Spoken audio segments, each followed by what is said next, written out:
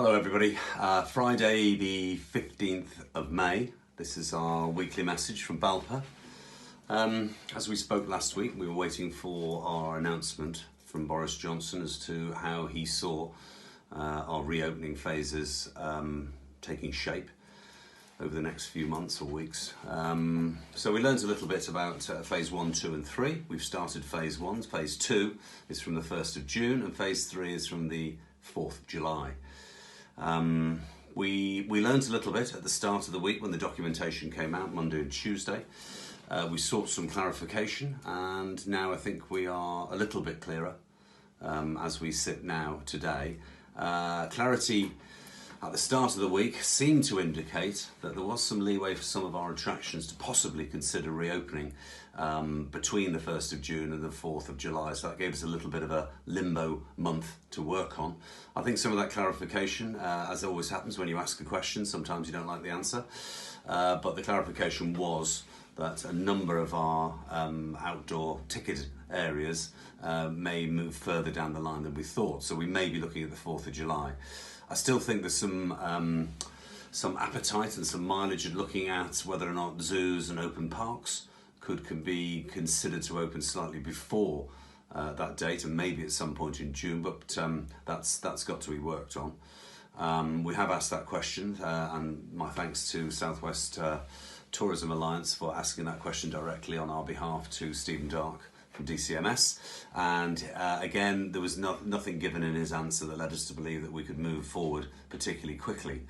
So I think we are thinking as an association the majority of our outdoor attractions and larger attractions should consider the 4th of July as an active date for us to work towards. It's a little bit unclear about what happens with the indoor attractions. Again, with all of these things, there are exceptions. Undoubtedly, we have to go backwards and forwards in some of these things because it can get very complicated. So some of the messaging I think which is important to know about is that attractions have been opening around Europe in the last week. Very early days for some of them. Merlin opened some of their sea life aquariums. And we will get more feedback on those, but they've been opening in certain cities and countries around Europe. So there is some thought that perhaps some of our coastal attractions, the aquariums, could open a little bit earlier, following those examples. We will hope to follow that through. And then we know that between those two phases, between phase 2 and 3, it will really be about the science and the rate of infection that dictates whether we keep to that timetable. What we did learn during the week from the Chancellor was that flexible furloughing is a possibility going forward. The furlough scheme was extended through to the end of October. In its format at the moment, it will be the same until the end of July. Then we've got to work on August, September and October. There is some talk of an employee contribution for that, but we don't know what that is, and we aren't going to speculate at the moment until we find out a little bit more. So more to work on there.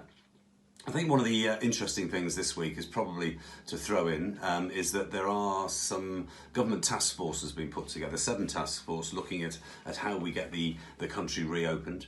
Now through our work with UK Hospitality, we can sort of qualify for 2 of those. One is going to look at hospitality more directly, which is bars, restaurants, hotels, etc. But there is one task force that will be looking at recreation, the visitor economy, leisure, something that we would fit into. We will hope to get representation on that through the Tourism Industry Council, and also I've spoken to our lead inspector in our sector for the Health and Safety Executive, and he will be on that task force leading it for the HSE as well, which is really good news for us because we get on extremely well with them. And on that note, we will be looking at producing our workplace risk assessments. We hope to have something on those sent out this week. My apologies, we haven't quite got there with that. It's been a very busy week for all of the people helping with those types of things.